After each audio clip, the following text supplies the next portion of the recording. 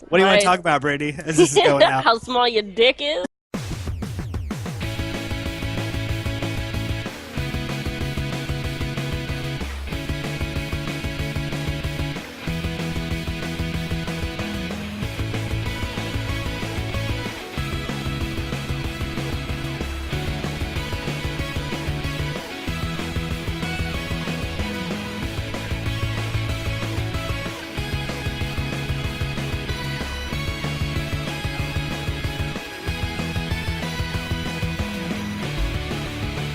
And welcome, everybody, to episode 14 of the Zero Lives video game podcast. How is everybody doing tonight?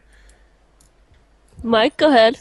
Well, since you were mid-yawn, I guess I'll pick it up. Good. I mean, everything's great. I was trying to that keep it a little shit. truncated this week and just kick it right over to you guys, but apparently I have to spoon feed You have to your delegate. opportunities to You have to speak. delegate. We so just let's kind of so look let's at start each other over like- again. Episode 14 of the Zero Yay! Lives video game Oh, podcast, yeah. guys. We made it to the big Still 1-4. here. We're That's a milestone. Oh, I guess I can't say we're teenagers now. We were teenagers last week. But anyway, all right. So, Brittany, how are you? How was your week? I'm doing awesome. Wow. All right, Mike, give me something a I little can't bit match more. that enthusiasm. Yeah. I really can't. We're Bring just it gonna up. leave Bring it it at up. Bring it up. That's your my call for your enthusiasm. Well, it was a pretty interesting week in our house, whether Britt recalls it or not. We've been playing a lot of Overwatch, which we'll get into a little bit later. I will say, I have some issues with the game, not necessarily the gameplay itself. But, you know, same kind of shit we bitch about all the time. It's launch problems, but again, we'll get into that a little bit later. But overall, we've been having fun with it. I definitely see what all the hype was about and why everyone's so excited. So as long as they can hammer out a few kinks on it, I think they'll be good. But before we get into the show proper, we're gonna dedicate another week to our friends over at Rad Entertainment. So I don't know if anyone has taken the time aside from us. I don't know if anyone's taken the time aside from us here in the show. That sounds like so fucking cocky, but you know what? I'm sticking with it to check out Rad Entertainment. But so you might remember last week, a couple weeks ago, we actually mentioned that we were working on a little bit of a collaboration with the guys over at Rad Entertainment, and then last week I had a few brief choice words to say about how I felt about the way that our collaboration had begun, the way that it didn't necessarily pan out, why I felt it didn't need to pan out, and then I moved on. I would say that I said some things, but I don't think I said anything that wasn't really true. I don't think I said anything that was too overly horrible, and I kind of figured it would just drop. We would just leave it at that. Tony over at Rad Entertainment, the big chief over there, decides the best way to react to this situation is to post a shitty fucking MTV Real World confessional style video, kind of cutting an old school wrestling promo on us, and I'm a little more annoyed than I was last week.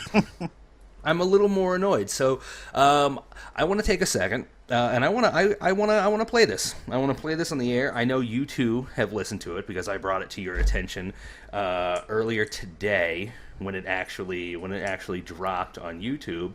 And I want to run through it on the show here to get everybody a taste of just the I don't know. Can we say vitriol?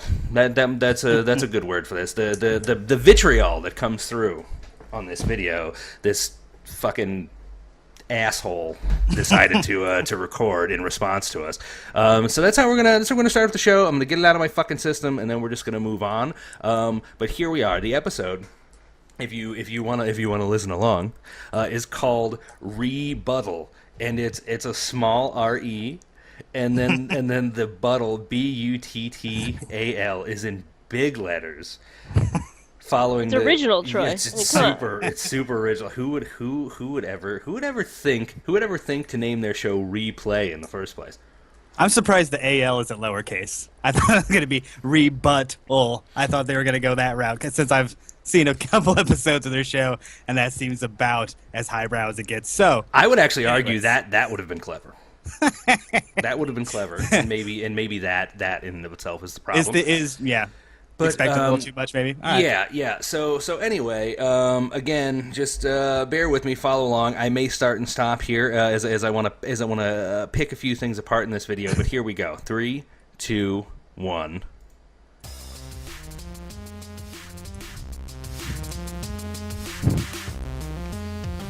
Hey guys, Oh, welcome back there to he Rad is. Entertainment.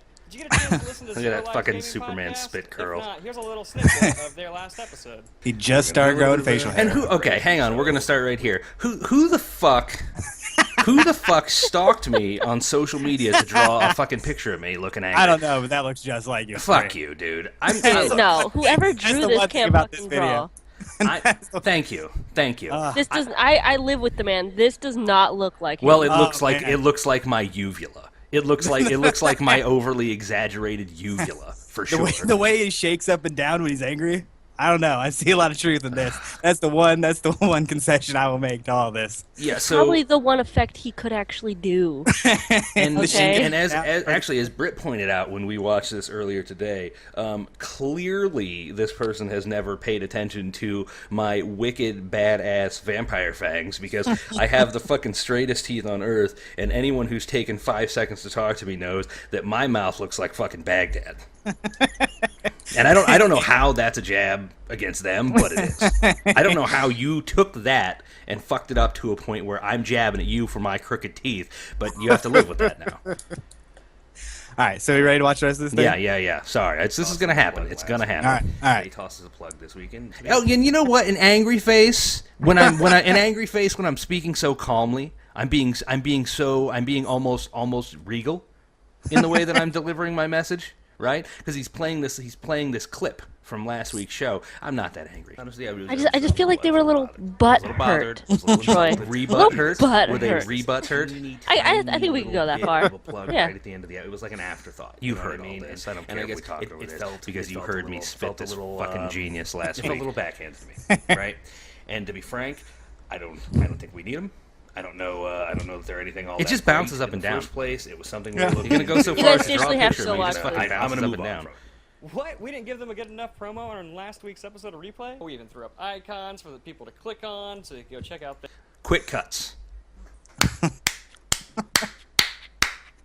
The single most overused convention in YouTube today. Quick cuts. their SoundCloud page. He knows how to use Windows Media Player, man. Give him a break. But I thought that I would take the time today to give them the proper promotion that they deserve. I was a little insulted. Oh, and he keeps that fucking cocky smile on his face the whole time. God damn it. The best place on the internet for Final Fantasy news. It is the best place on the internet for Final Fantasy like news. Facts? No? Well, good thing, because Zero Lives It's a video game podcast. Talk about Final Fantasy. Okay, so hang on a second. Now, is he doing a shuffle? He's got a point there.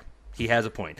He makes the point that our analyst never shows up, and I'm gonna step back for a second, and I'm gonna say in tradition, in Zero Lives tradition, since Andrew is not here, fuck Andrew. This whole video should have been about you, motherfucker.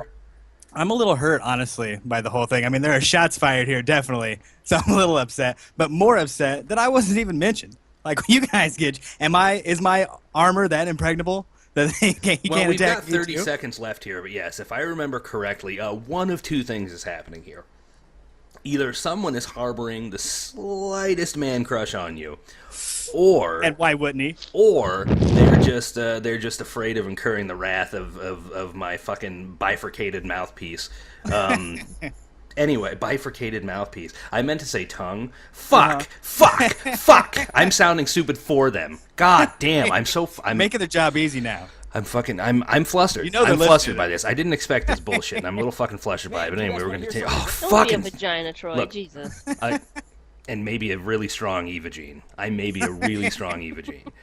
But seriously, fucking the way he fucking bounces around in that Gizmo Randall, shirt, it's Final just his Fantasy? face is so punchable. Check out Zero That's what I thought. It's like that is the most punchable face. Yeah, I've ever okay, and he seen. brings up Final Fantasy 3 separate times. I get it. We get it. Well, clearly I like he's watched the our show. franchise. Yeah, clearly he's watched He's our obviously show. a fan. several times. I don't know how much of his fucking show. You know what? I watched just enough to know that they might want to rename it Neckbeard Media. I was gonna Yeah. point that out too. Since I watched this video, I've gone through and I was like, well, who are these guys? So I went and I looked up some old videos of theirs. And yeah, I think their Dark Souls video should have been retitled How Many Dick Jokes Can Three Neckbeards Make in 16 Minutes While Blowing Ass at Dark Souls? Because that's pretty much what it was. Shots fucking fired. I'm pretty sure, like, or how not to play Dark Souls, a tutorial, because I feel like I got less good at video games the more I watched him suck balls at Dark Souls. It was awful. It was really, really bad. And it was just endless sex jokes from three dudes who have obviously never had sex. So I don't know exactly what I was watching or why it was supposed to be entertaining, but, you know, I gave it a shot. Damn, That's all I could say about it. I thought we were going to come back kind of respectfully, but Mike's just, God, you're cutting straight to the core. No, dude, you took shots at my team. You just made the virgin call out. You're like Babe Ruth calling his shot. They took shots at my team, man. They want to play with the big boys. You know, this is where it's at. That's fine. Come at me next time. All right, so let's continue this here. Let's watch my head bounce up and down a little bit more. Zero Lives, the only show where the co-host takes a nap in the middle of the episode. Okay, that's fucking true, too. You do take a lot of naps in the middle of the episode. Yo, I sleep when I fucking want to. I'm sorry, but he's got a fucking point there. I get my shit done. Got me cranky. Be sure to head over to Zero Lives and let them know what you thought of this week's episode. Just a fucking tiny bit insulted by all that. Oh God, the fucking dance that he does at the end. And you know what? It looks like he's tap dancing. You know how they do that tap dance thing? I know. I actually finished the video like before you guys did, but yeah, I saw this little shuffle. He's doing a little soft shoe at the end. I don't know why exactly. He cuts the whole fucking thing in this way that takes everything that I said out of context. It makes me sound shitty and whiny. And oh God damn, dude, seriously. But okay. I'm just gonna throw this out there. I'm not gonna say that I want anyone to go to Rad Entertainment's YouTube and flame the shit out of them in the comments section. I'm not saying I want that. I'm just saying that if that were to happen, I might look in the opposite direction. Yo, and add Zero Lives sent you while you're at it, so Troy can get over his E-Vagine. Like seriously. Jesus Christ! See now and this okay, and now he has us nipping at each other. And more than anything, that's what pisses me off. Because when I think of our crew, and I think of how long we have all fucking known each other, I really think about the fact that we are a fucking tight-knit family. I have known everyone on this show for years. Mike, since the third fucking grade, since he invited me over to his house and showed me a fucking X-Men VHS on his fucking birthday. And we'll tell that story another fucking time. But suffice to say, Mike really liked the Sentinels. But anyway, it's my wife, my best friend, and a very fucking good friend for a number of years now, and we're so fucking tight knit. And the thing is, since I brought this video to our attention, we've talked about it, and is it fucking just annoyed by the douchiness of it as we all were. We started fucking nipping each other. We were doing it while we were watching this video because I turned to Brittany and I said, you know what, you do fucking fall asleep all the time during the show, and it got a little bit goddamn frustrating because you know there was just enough.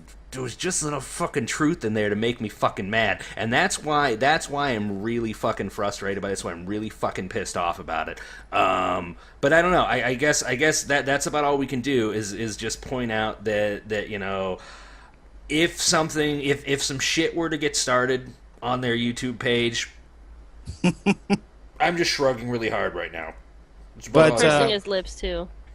And I'm also just going to call for some solidarity here. It sounds like we have enemies now. We can't be fighting amongst ourselves. This is time to band together, Brittany. So, I love you. Yeah, we got to become the Avengers at this point. If you know I love your Eva. I'm ready to assemble. If you know your Avengers history, Loki just came down on us like an atom fucking bomb, and we have to come together. We have to come together to take on the enemies that not one of us can take on alone. Let's give him a little more credit. Okay, yeah, but, fuck that. right. Yeah, I think Brittany could handle at least one of them. I'll only flex with one arm. Probably the short one with the fisherman beard. I don't remember his name, but yeah. there was one who looked like Dexter in the final scene of Dexter. What about that rad host dude? I could take him. He looks so squirmy. Like, he's so small.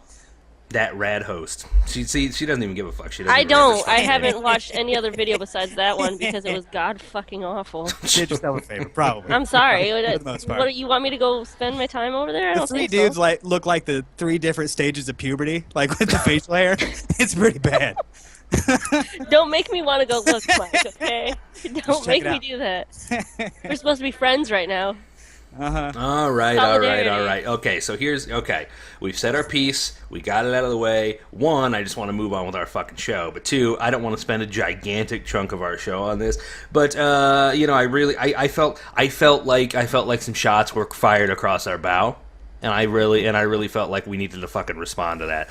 So there it is. Rad Entertainment. Fuck those guys. Yeah, come at me, bro. That's all I'm gonna say. Go Come give at them me, some bro. Zero Lives love over there on their Yeah, YouTube. stop Boys and girls. by and say hello. Please do. Anyways, Yeah, moving so on to more that important note, topics. On that note, let's get into news. Let's dive right into fucking Sounds news. good to me. It's time now for Zero Lives News. So this awesome collectibles company that you probably know if you're into toys or film collectibles, I think it's NECA. I think they pronounce it NECA, but they just dropped information on their San Diego Comic-Con exclusive for 2016, and it is so fucking cool. It is a set of Ninja Turtles action figures, right? But these figures are designed to look like the 1989 Teenage Mutant Ninja Turtles arcade game, the absolute classic, the single best Ninja Turtles game outside of Turtles in Time. Right down to the pixelation on Holy their coloring. shit, these look so fucking good. The only thing I haven't been able to figure out is if the backdrop. So the backdrop and the image that they show actually I was thinking the same thing, yeah. It's the first level, right? Remember, because you walk by the TV store and April calls for your help, and then Shredder pops up and goes, ho, ho, ho, ho, ho, right? And so I'm actually gonna kind of rifle through some of the images here because I want to get an idea of exactly if that actually comes with it or not. I mean, it kind of doesn't matter because the figures themselves just look awesome. So They really do. You can check out. They've released a video kind of showing close-ups of each one of the characters. The sculpts are fucking beautiful. Just coming from a product design standpoint, the sculpts are fucking beautiful. They look bang on to the original cartoon show. Everything looks smooth. The plastic has a nice matte, smooth-looking texture to it. Like, everything about these is fucking flawless and beautiful. At least, looking at it on a computer screen. But what really puts it over the top is they've recreated the shading from the game, the lighting, basically the faux lighting conditions, using deco operations that essentially look like cel-shaded cubes. So everything looks fucking pixelated and cool. Oh, these look so fucking sweet. Yeah, I mean, I don't even normally like this kind of thing, but the fidelity to like the source material is so spot on. Like, it looks like it's ripped straight out of the game. Like the stance that Leonardo's in, where he's holding the 2 swords up, Yep. looks ripped right out of the game. Like, as soon as I saw him, I was just like, oh, my childhood, and like all the nostalgia just came rushing back. And I mean, I'm not even into action figures, that sort of shit, but I got really excited when I saw it. I was like, this is fucking badass. Well, if you actually look at the video they released, it's essentially a slideshow video of a bunch of different stills, right? And you see, like Mike said, you see the characters in their stances from the game. They're carrying all the weapons from the game. Like I want to say there are 4 separate colored foot soldiers and Shredder as well. There's three or 4 separate colored foot soldiers. But the cool thing is, each foot soldier is carrying the appropriate weapon that they would have carried in the game. So the orange foot soldiers have the boomerang. There's a fucking foot soldier with the giant fucking hammer. The white foot soldiers have a katana. Like, all the weapons they actually use, there's a fucking pizza box power-up sitting on the ground. Yes. And my 2 personal favorites were, 1, you actually have, you had a shot of the, you had a shot of Michelangelo sitting down like he just died. You remember when you died in that game and they would be sitting down with their head down? You can pose them that way, and he's standing there being loomed over with a foot soldier with one of those giant mallets. Then the other thing is the articulation right down to the ankle. So if you wanted to, you could do stop motion animation of their foot tapping. You remember when you wouldn't move for a while and their foot would tap? Dude, these are I think the only thing that could possibly make these cooler is if they came with a stand so that I could pose them to do a jump kick. Yeah. Yeah, you need to be able to, like, form them and pose them into a big fight scene and just put it on your shelf somewhere. Like, it looks like it's designed for that kind of thing. That would be legit. Yeah. That would be awesome. Yeah, believe me, I one of the first things that popped in my head was if I can get my hands on one of these, Nope. I would clean up my entire toy shelf at work. I have a toy shelf where I just display all my favorites, and I would just clean all that shit off and just set this shit up and just fucking walk away. Okay, good, because I am tired of you, like, littering our entire apartment with action figures. That's not our entire... You got rid of most Everywhere. of them away when the baby came around. Yeah, but still. Anyway, so moving on, the next story that we've got here to look over is the Phantom Limb Project, which in theory was pretty cool, and actually it is still pretty In fucking practice, cool. it's still pretty cool. Yeah, it is still pretty fucking cool. I mean, I've got some comments about it after the fact, but before we get into, you know, maybe some of the slightly negative things we might have to say about this, I do just want to point out that it's really fucking cool that this project exists, that there are people out here who are attempting to do something like this. And if you're unaware of the Phantom Limb Project, it was announced last November, so shortly after the release of Metal Gear Solid 5, and the idea was to find a candidate, a person who is in need of a prosthetic arm, and to build and develop a high-tech prosthetic arm with just a shitload of different functions in it, using the Venom Snake's prosthetic arm from Metal Gear Solid 5, The Phantom Pain, as its inspiration. And they were going to release this in a 3-part documentary, was the idea, sort of chronicling the building and the success and the promotion behind the project itself. It's come out now finally in 2 parts, and I think that's kind of where some of the negative comes in, because I'm guessing the reason it came out in only 2 parts is because it didn't end up being the most successful thing, but again, it's still pretty fucking cool that it's going on. Yeah. And, you know, the fact that it can't do everything, I mean, it's a mechanical limb that this guy is theoretically, like, what did they think he was going to do? Be able to, like, choke out a ninja with it? Come the fuck on, you know, it's a prosthetic arm. But, you know, the fact that he can even move it or do anything, I bet people 50 years ago with their little rubber arm would be like, oh, yeah, that sucks, buddy, that it doesn't have full mobility, it doesn't do everything you wanted it to. I mean, the fact that the technology is even there yet is pretty badass. And the fact that, you know, fucking it has all these different lights and all this shit, like, it looks fucking cool as hell. Like, the guy at the end of the second part of the video that sees him on the street, he's like, you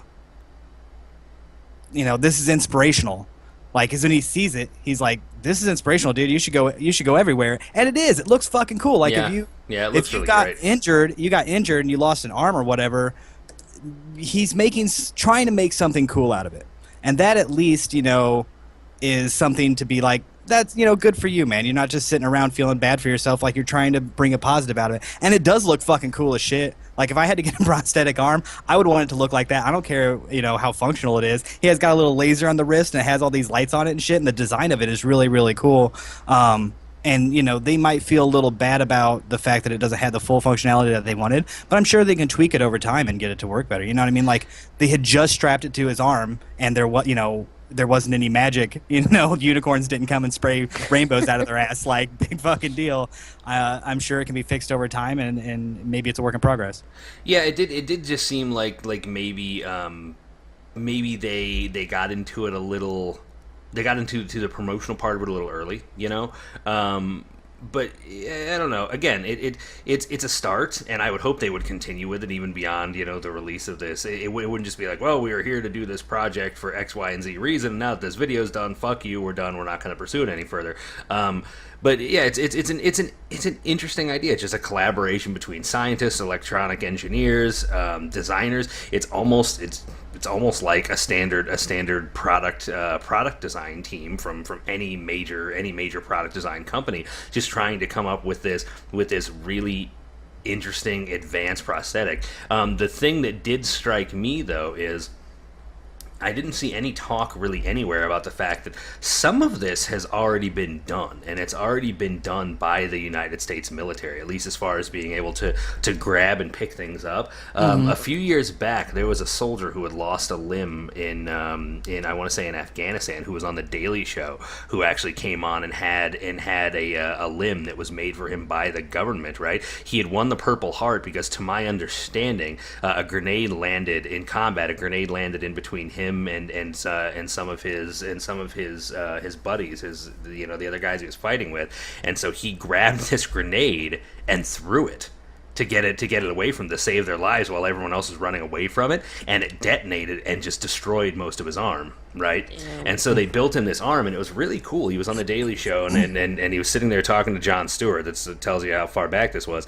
And he puts his hand down on something they had on the desk, and the fingers actually wrap around what's on the desk, and it was actually programmed so that once the fingers felt resistance, they would push just enough to hold on to something, and then maintain that pressure. So, in a weird way, it makes me wonder if maybe there's a way that where this project landed can kind of attract the right eyes and get some more people with more money and more expertise in the area to kind of assist and work on it further. I don't know if it's ever going to do everything that Venom Snake's prosthetic does in the Phantom Pain. It'd be fucking sweet if this guy could knock people out. I don't. You didn't play it, did you, Mike? Nope. Oh man, one of my favorite bits in that game, one of my favorite abilities is your prosthetic arm. You can charge it up. You can walk behind a guy, and your fist starts spinning 360 degrees, and then you just hear this, and it charges up, and then you just stick your hand out, and you can stun gun guys. Like with the palm of your hand, and the best part is if other enemies are close enough, it will arc to other enemies. So you can. It's a Metal Gear game, but you kind of like Hadouken the shit out of people with your prosthetic arm, and it's fantastic. He showed me like 10 times. It's so good. Like, you have to see this. Well, and then they're laying there passed out, and their clothes are smoking. It just looks so fucking cool, man. And I'm all for that, but I don't know if I want some amputee running around with that kind of ability in the real world. I'm all for you gaining function, but being able to walk up and knock me out or throw a joke in my face, like, I don't know if I want you having that ability. Well, we would have to screen him to make sure he doesn't have a chip on his shoulder. That's for sure. That's for fucking sure. Do we know how this guy lost his arm? The guy that's doing this? You know what? Maybe I didn't pay close enough attention, but I didn't hear any. The two things that I was wondering is, the two things that felt vague to me were, one, what happened to his arm, if he ever had one, and two, how was this organization actually formed? This group of scientists and designers and electronic engineers. It's awesome, but like, and I get it. It's a philanthropic thing, so no one really came up and like took ownership of the concept. But that to me is just, it's strange. It just makes me wonder whose idea it was, who's funding it. There wasn't a lot of that. It was very much about the process and the experience, the video anyway. Yeah, he's missing his leg too, so I doubt he was born. That's a good point. He might have been. Yeah, that's a good point. He was missing his leg as well. They didn't, make a special prosthetic for that or anything. But so I'm sure he was injured in some fashion. But I mean, regardless, I said it before, but I just think it's cool and it looks pretty badass. So, I would like to see more. Like, I think prosthetic limbs should be designed at least, maybe without not all the lights and the bullshit and the fun stuff that he has on it, but that design, it just looks very sleek and it looks very cool and it looks futuristic. It looks better than because there were other people on that show that had different prosthetic limbs and stuff. They don't look near as cool. Like, I think it's, I hate to be, superficial about it, but if I had lost a limb or whatever, I would want it to be something that people looked at and be like, wow, that looks really cool, instead of like, that looks weird, because I know a lot of people get uneasy around people with, prosthetic limbs. They talk about that in the video. Like, a lot of these people feel weird in normal society, but if someone was coming up like, hey, man, that's fucking badass, you wouldn't feel self-conscious about it. Turning an extreme negative into an extreme positive. Yep. Yeah, exactly. For sure. So. Well, while we're on the subject of disabled gamers, actually, man, if you needed another reason to love Naughty Dog, I thought this was one of the coolest fucking stories that came out this week. So essentially, what happened was, I'm trying to think how far back this actually started. start. I don't know if I have a timestamp on that, but anyway, so the user interface designer for Naughty Dog, or one of their user interface designers, whose name I'm not even going to try to pronounce, took an appointment with the editor-in-chief of a I guess a website called, I'm gonna guess this is pronounced Dagger, Dager, but it's spelled out as an acronym. Is the editor-in-chief? His name is Josh Straub, and this is just really fucking cool because this guy Josh, he's disabled. He has it looked like, I didn't really get into it, but it looked like just a physical abnormality in his hand or the function of his hand. But he's a big gamer, obviously, because he's running this Dagger site, which is essentially stands for Disabled Accessibility for Gaming Entertainment rating system. I don't know why there's no S on the end of it, but that's the name that's given for it. But so he reviews games from the perspective of the disabled gamer, right? And he uses his unique situation, again turning a negative into a positive, to give his unique opinion on video games and just the world of living the gamer lifestyle while you are living with a physical disability. And where the story picks up is that he contacted this Naughty Dog UI designer and basically started talking when he got to his appointment, started talking about this particular instance, him being a big Uncharted fan, where he had played, I guess he had played all of Drake's Fortune, and then he got to is it Among Thieves, the second one, Uncharted 2? Mm-hmm. And he had gotten all the way to the end of the game, and there's apparently a sequence at the end of the game that requires rapid button mashing to get past, and he wasn't able to do it because it's physically not possible for him to do, and he just got really, really upset, really pissed off, really distraught about the fact that he couldn't finish the game without the help of an able-bodied person, as he put it, and so he's kind of spearheaded this initiative to try and make game developers aware of the fact that they carry a pretty decent sized fan base, albeit a minority, of disabled gamers, and there should be some sort of user interface options for them to actually play games through to the end and not really lose any of the experience.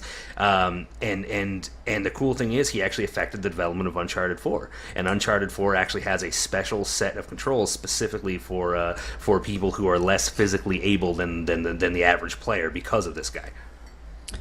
Yeah, and that's a pretty important, thing to have. This guy's website, as a whole, focuses on this stuff, so he gives all these different games different ratings based on that. So I was looking through the Uncharted 4 one, and he at the very end of the review, he reviews all of it. He kind of talks about how it's accessible for people with disabilities and how it's not, and then at the very end he's like, overall rating barrier free, visual rating barrier free, fine motor rating barrier free, auditory rating barrier free. So he has these 4 different categories of what your disability is and how it's going to bar you from enjoying the game.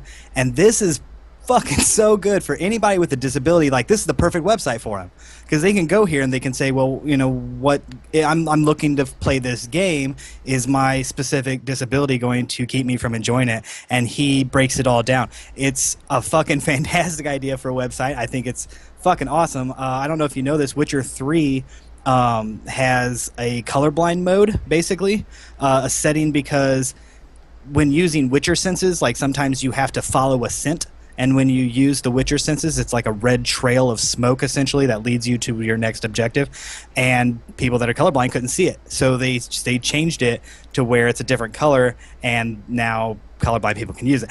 They didn't. I think that was something that implemented later, because people that were colorblind was like, hey man, I don't fucking see anything here, what the fuck. So it's starting to become something that game developers need to take into consideration, and it's pretty fucking sweet that they're being as accommodating as they are, because they're trying to reach as many people as they can and make it as entertaining as they can, and everybody should be able to enjoy them. So it's pretty fucking sick. Yeah, I'm going to agree that this website, if you haven't gone, actually, and I want to clarify here, the website itself is daggersystem.com, Dager system.com. Com. You should definitely check this out. It's super fucking cool, man. They've got previews, reviews. My personal favorite thing that I found on here is their Hall of Fame. I think this is it's a really cool, unique idea. They've started a Hall of Fame for disabled video game characters, like video game characters who in their story have some sort of physical disability and persevere despite it, right? And it's super fucking interesting looking through here. There's some that's like, I'm like, holy shit, I didn't even think of that. Like, for instance, I'm scrolling through right now, Sagat from Street Fighter, right? So he's got Sagat, game series Street Fighter, disability or disabled by partial blindness, which you don't even think about, but it's really fucking cool. And then he has a little blurb about the individual characters, or one of my personal favorites, Barrett Wallace from Final Fantasy VII, marked as an amputee. He's got a gun arm. Another amputee, Rad Spencer from Bionic Commando, right? Yeah. And there's just all this really interesting, cool shit. Raiden from Metal Gear, who, Jesus Christ, by the end of Rising, he has nothing left. He has a torso and a head. Like from the top of his jaw up, essentially. Like not even the bottom jaw. That's pretty much all he has left. But it's just a really cool idea and a really interesting and different way to look at these classic video game characters. Sir Hammerlock from Borderlands, fucking just so many of these characters you don't really think about it because they're such badass and interesting characters despite disability. And it's just interesting to look at that and say, yeah, so somebody who's playing this game with a disability looks at this and goes, oh, that's fucking cool. I relate to that. I can project onto that character in a more meaningful way than I can project on than a person, an able-bodied person, can project on the protagonist, who more often than not is essentially flawless. I mean, it's a really fucking cool website, and I'd like to take the time to dig in even further. Yeah, I mean, it's something that I've thought about a lot, and I mean, I think I mentioned this on a previous podcast, but I've always thought about, like, if I lost my hand, like, let's say I just lost one hand, like, that would suck in my normal life no matter what, but I would miss out on my favorite pastime. I don't know if I would be able to play 80% of the games that I love, So the fact that, and he even goes into some of his articles about, like, these games can be played by people with one hand. And, like, some of these things, like even the Uncharted 4 control scheme can be changed to accommodate someone that has one hand. I was like, what a fucking wonderful thing to take into consideration. What a time to be alive, all in all. There's a guy getting a fucking cool ass, phantom pain prosthetic limb. There are games being made for people with disabilities. We're starting to take that into account. Like, we were talking last time about virtual reality and, like, blind people being able to play these games and play as a blind swordsman because it's all an auditory experience. So fucking cool. Fucking cool, right? It really, really is. I actually know a competitive Call of Duty player who has one arm. And Really? he streams, he competes, and he plays Call of Duty with just one hand, and he somehow rigs everything up so that he competes at a pretty high level. Like, I would never have known that he had any disability in any way. Yep. Besides the fact that he streams and he's like, yo, I have one arm and I'm fucking awesome. And, bravo to him. Oh, I'd be owning the fuck out of that. Yeah, exactly. And, like, and it's these kind of people that are inspirational for anybody that has a disability. I mean, like, is the drummer for, I want to say Led Zeppelin? No, it's not Led Zeppelin. Who's the drummer that has one arm? The drummer from Def Leppard only has one arm. You know your Bloodhound gang. Got my Bloodhound gang. you know your BHG. And there's there on Drunk History, if you ever watched Drunk History, there was an episode about a guy who was a one-armed baseball player, and he was a pitcher. So he would tuck his mitt under his arm, and he would pitch, and then he would shove his hand in the mitt, and he would field. And he was fucking awesome at it. I can't remember his name. I know this, but I don't know his name. I'm not a sports guy, as I'm sure we've established on this show.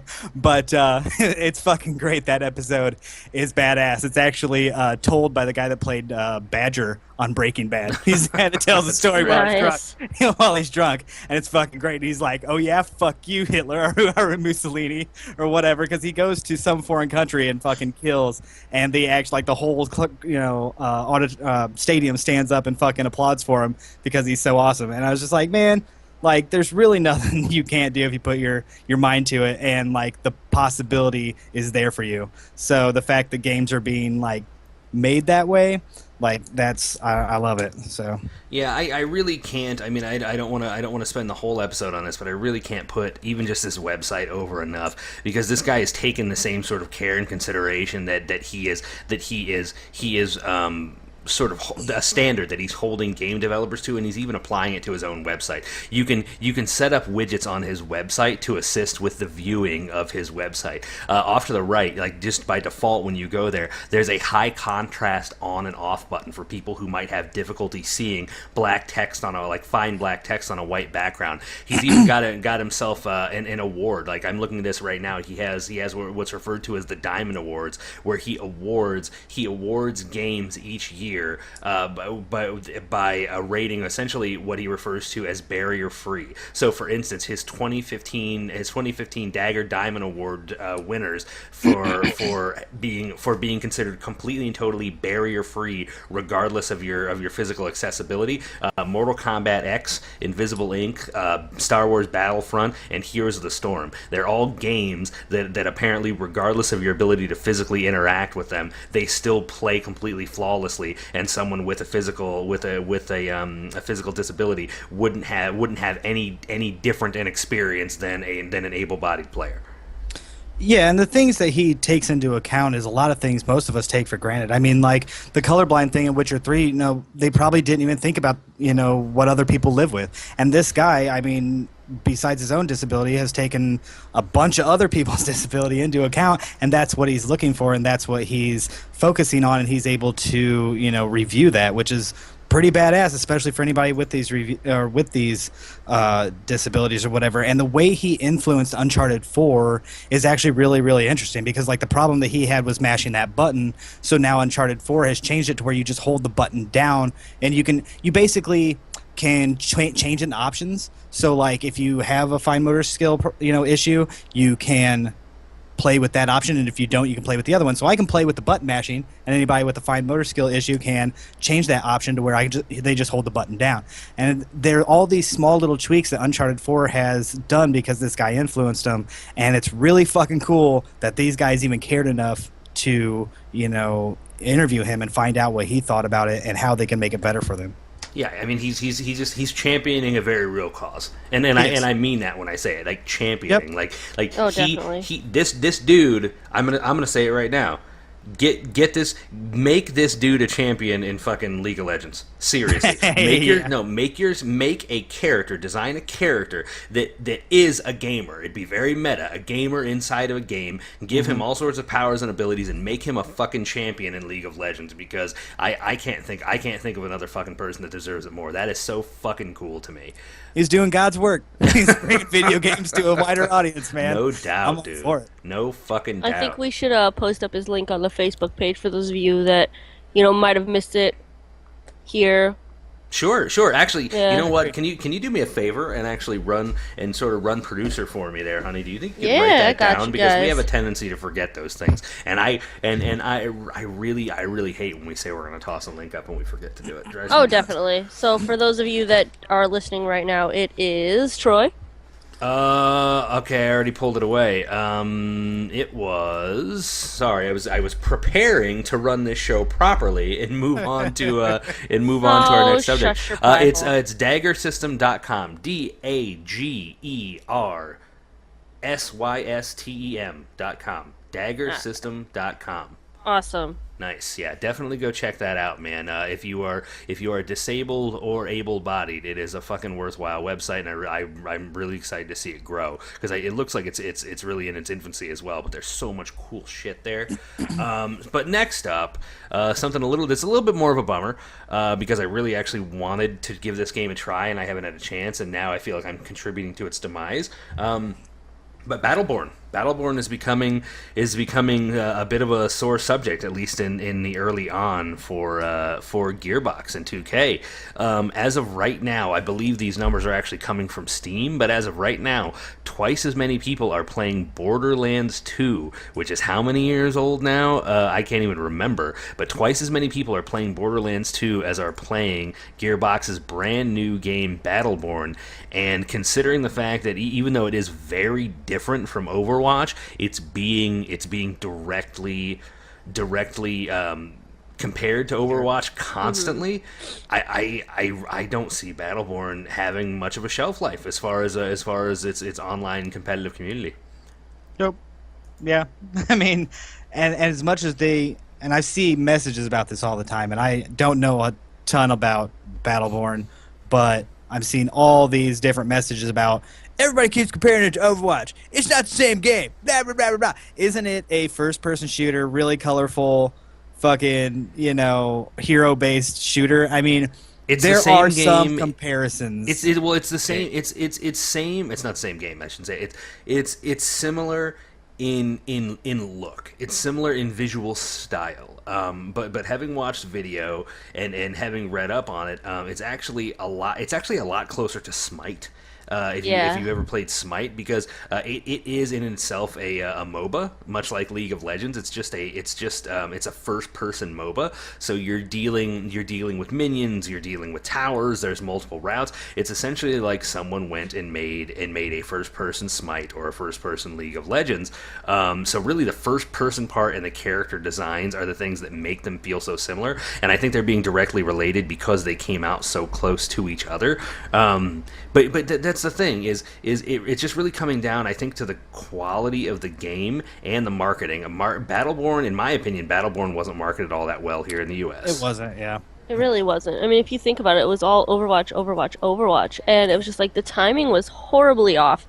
You see these two games side by side, and I just don't think that the gaming community, was ready for another like MOBA style game. They have their League of Legends. They have, and these aren't the first-person ones. The first-person ones that we do see, like you're saying, Smite, and there's a couple, namely other ones that I can't well, Smite is third-person, but it's still... That's what I meant, third-person. But you still get the sort of the player view. Similar feel to it that really didn't take off as well. And I just don't think it's something that people are grasping onto at this time. And then to be sided along with Overwatch, which is a huge success right now. And it just wrong place, wrong time, and I feel bad for it. Well, and I will also say I think here's the problem, because I'm going to be frank. While the character designs in these games are both awesome, the character designs of both of them are fantastic, and the environments look beautiful. They're both beautiful looking games, but at the same time, neither one of them are horribly original, and this is sort of to me, it's sort of a right place, wrong time, or wrong place, wrong time situation, because Battleborn comes out, like Brittany's saying, at a time where MOBAs we're not only getting a little saturated with MOBAs, but there's one that's just still white hot right now, and it's like the biggest esport in the world. And then what Overwatch is essentially an update of is Team Fortress 2, which is a ridiculous... No, Overwatch. Overwatch. So really? I've heard Battleborn compared to Team Fortress 2 a bunch. Battleborn, I think from what I've seen, Battleborn is maybe I'm most of what I've read is Battleborn is much more comparable to a standard MOBA, just in the first person view, where Overwatch is very much Team Fortress with a really impressive 2016 facelift, right? And that's a game that to this day people are still playing hardcore, it's amazing. Still playing competitively. It's amazing. And so basically they've given us their own version of a classic timeless game, whereas Battleborn, unfortunately, is something that I personally still, even though it's been around for a while and I know it's becoming bigger, I still think MOBAs are a trend. I think it's going to be like Call of Duty. I think we're going to hit a point where the popularity of MOBAs, when the next big things comes, they're going to start to drop off. I don't see them being timeless. And maybe that's just me, but I feel like it's a game in a non-timeless genre coming in when someone else is already doing it much better, and there's already enough clones out there. You know what I mean? It would have been like someone trying to take an MMO trying to take on World of Warcraft 10 years ago. Well, and they're already not trying, like, Overwatch, out of the gate, was like, we're gonna make this competitive. We're gonna, do all these things for it and hype it up.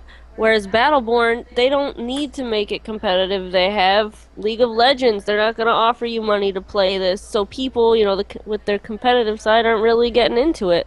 They're just like, we've got Dota, we've got League of Legends, we've got Smite, we've got, Yeah, and I think we touched on this a second ago, but it really comes down to the publicity and their advertising. Like, how much shit have you seen about Overwatch and Tracer's butt? You know, a shit ton. I mean, Tracer's butt controversy couldn't have helped that game more if they had planned it them fucking selves. And Battleborn, I just saw, you know, an advertisement for it on TV about, I think the first one I saw maybe 3 or 4 days ago. And I was like, I've been hearing Overwatch hype for like months.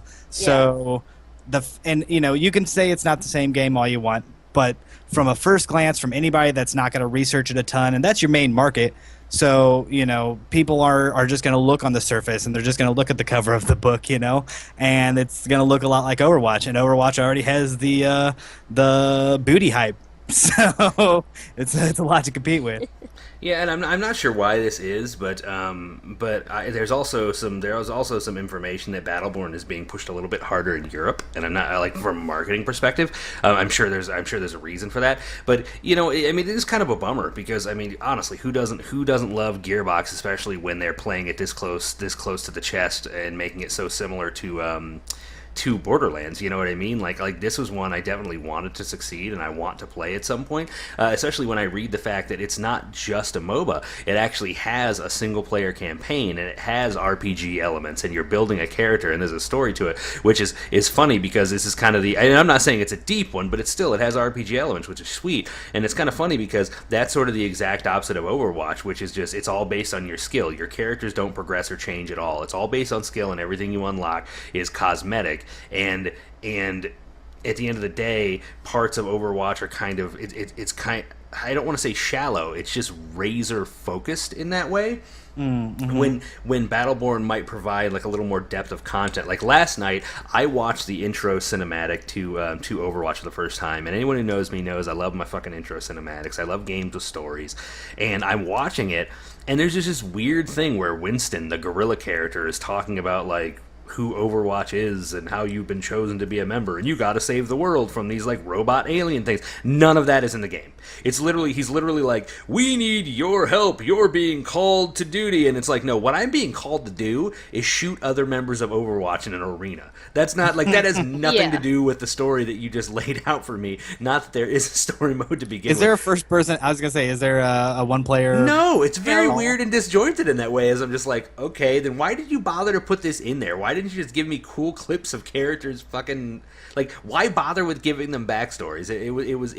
It's strange. But anyway, to think that Battleborn put all that effort in and is still failing regardless is kind of a bummer. I'll play it at some point. I'm just hoping that by the time I have a chance to get around to it, that there's still a community around it. Because to be frank, I would have played it right when it came out, but the funds weren't there. You know what I mean? We could afford to pick up one game, and we picked the one that everyone we knew was going to be playing. Yeah. Yep. And I mean, that is kind of sad now that we're talking about it a little bit more, just because like RPG elements do add a lot to a game, and I think there's, you know, character progression, unlocking shit, and doing all this other. And I've watched a little bit of Battleborn gameplay, and there are some different like basically artifacts and shit. I can't remember the names of them, but basically things you can unlock and you can equip to your guy and make them different. And that does add a lot to the game. So if you're just picking a character and it's always the same, and you just rush into a fight and you always have the same abilities, like it sounds like Overwatch has the potential to get stale fairly quickly, whereas Battleborn might have a little more longevity if given a chance. But then again, considering how, you know, it's not as popular as the other one, it's probably going to fade into obscurity pretty quick, which may be a bad thing, but it is what it is. Well, we do have something else here on our agenda, but I'm just going to breeze right over it. The first map for Unreal Tournament, the video of this map has been released, and I'm pretty fucking excited about it because Unreal Tournament is classic, and I'm loving the renaissance of these old school run and gun shooters like Doom and like Unreal Tournament coming back. But unless anyone has anything big to say, we're already balls deep in Overwatch, so I would recommend that we just go straight into our Overwatch impressions, because Britt and I wouldn't say we've been playing the fuck out of it, because we don't have fuck playing time these days, but we have played it for an hour or two every night since it came out. So what do you got, Mike? Oh, I was just gonna say, on that note, I'm gonna turn it over to you for a minute because I haven't had a chance to play it yet, and I'm gonna go make myself another drink. Oh, you lucky bastard. I will be right back. No booze. That's going to do it for part 1 of the Zero Lives video game podcast for this week. Be sure to hop over to part 2 to hear the gang continue the discussion. You've been listening to the Zero Lives Video Game Podcast. Find this and many other quality nerdcasts for stream and download at Blackcoat Radio on SoundCloud and YouTube. Join us each and every week for news, reviews, and discussion on the world of video games and video game culture. Zero Lives Video Game Podcast is a product of Blackcoat Radio.